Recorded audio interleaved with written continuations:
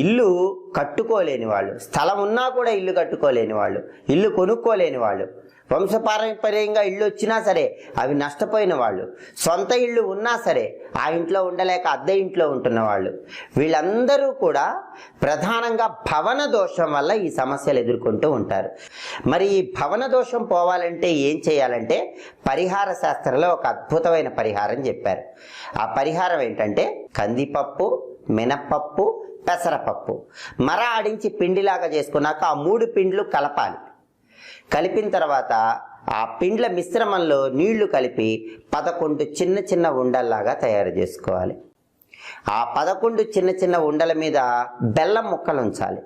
అలా బెల్లం ముక్కలు ఉంచిన తర్వాత ఆ 11 చిన్న చిన్న ఉండలు బుధవారం పూట గోవుకి ఆహారంగా తినిపించాలి. ఇలా చేస్తే భవన దోషం అనేది తొలగిపోతుంది.